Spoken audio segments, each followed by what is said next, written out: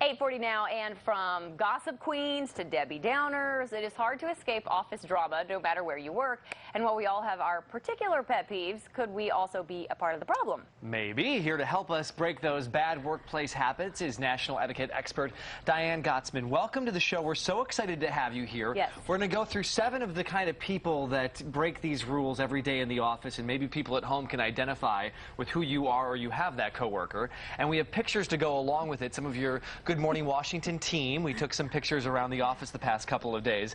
Let's start with loud talking Larry. Okay. Poor loud talking Larry. You know, he knows it all. He wants to tell you all about it. He bellows. He laughs. He's a practical joker. There we go.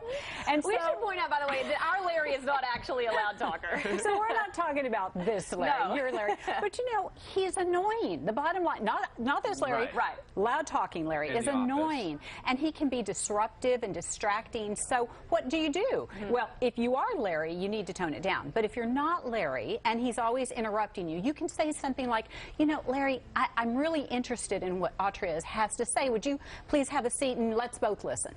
You know, so we can be kind about it. Sometimes we have to be a little proactive and say, I don't like to be in the middle of your jokes. It's getting old. But do it privately. Don't do it in call them public. out. Don't embarrass anybody. Okay. Okay. You kind of talk about being pushy. What about Pushy Pete? Pushy Pete. Oh my gosh, he is so annoying because he is the one who comes in with all of the latest fundraisers. So would you buy the wallpaper, the cookie dough, the candies?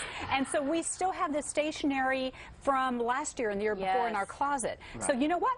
We have to say no. We have to learn how to do that. We have somebody here who comes in with all their kids' junk. Yes, and all you do is say no. Say, not like that. Say, you know, I'm going to pass. I'm going to pass. I'm going to pass. That's okay to say that. That is absolutely okay. And you don't become the person then that's like, oh, you never participate, you're not, you know, you're not a team player. Well, that's a different kind of team player. So this is the person who keeps coming at you time after time after time. And so occasionally you might want to buy something, but you know, even better is if you have an office policy that says no soliciting. That means from people coming into your office, and that's your peers, your colleagues. So that would be a good thing to implement if you've got, you know, Pushy Pete passing around all of his kids' stuff. All right, let's get to In the Know Nellie. In the Know Nellie is someone who needs to be in the middle of everybody's gossip. And she is the gossip. Well, this couldn't be more appropriate. Oh, that's subtle. I'm always the last to know everything, by the way. And you know, you always know that she is up to something because she prefaces it with, you're the only one you're the only one that knows.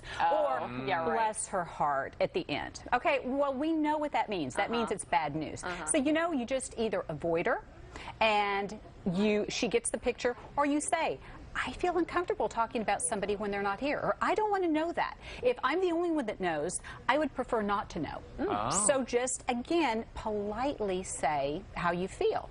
Not my business. It's not my business. This next one. I don't want to call anyone out, but Fishy Frank should maybe be Fishy Kid.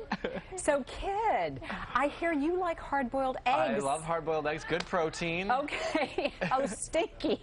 Stinky Kid. Yeah. No, I don't want that to be your name in the office. Do you eat it in your office, in the lunchroom? Oh, no. Wherever I can. You're sitting in his office. This is his office, so he's eating it out and about. Are they in your pockets I've got some at the back of by my desk. But hey, we're busy in the morning. We're moving around. It's like... So, you know, sometimes it's not a problem because you know them and you love them and you forgive them and it's just a quick smell. But if you're in a really tiny office and the whole office smells like fish or some horrible smell, even burnt popcorn, you know, the whole idea of bringing clients into your office is that you want them to have a nice, pleasant environment. And if they walk in the front office door, and I did not smell eggs when I came in, by the way. I haven't had mine yet. And it's offensive. You know, I think that the supervisor can say, you know, just in general at a meeting, not pointing out Fishy Frank. You know, no strong smells, no heavy perfumes, no smelly candles, and no pungent odors. So that kind of covers it all, and it doesn't point anybody out, especially Fishy Frank. Advice. That is good. I will say, I never smell your eggs. Oh, ever. Thank you Sitting out very here. much. Never smell I have not smelled anything. Yeah, no. I never smell them. You're good. Good smelling eggs, I guess. Ask Jumi. She doesn't agree. No Fun Nancy. We're running out of time. I want to get to all of no these. Fun Nancy. That means means that she never wants to go to happy hour with everyone. It doesn't mean you have to go drink, but every once in a while you should go and show team spirit, just so they get to know another side of you. Okay. Again, it looks like Jumi's not. Jumi's always up for happy hour. Again, these were just reenactments. Jumi's always the one that's coordinating happy hour. Tardy Ted. He has more excuses. If he spent that much time working as he did creating his excuses, he'd be a really hard worker.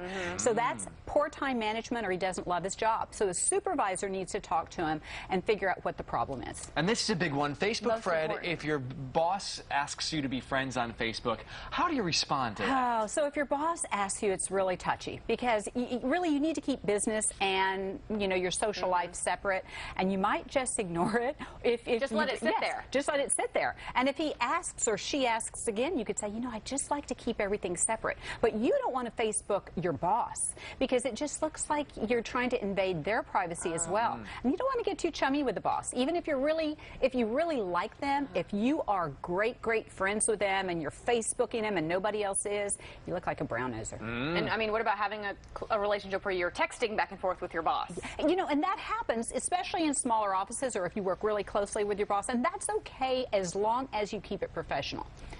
If you're out on Facebook, at happy hour with Happy Hour Nancy, Right. it really does set you up for everybody else to feel like he or she is showing favoritism to you. Good advice. Very Thank you good so advice. much. Okay, Really Diane, enjoyed thank that. you. That was fun. That was fun. All Thank right. you so much. Lots of takeaways. Yes.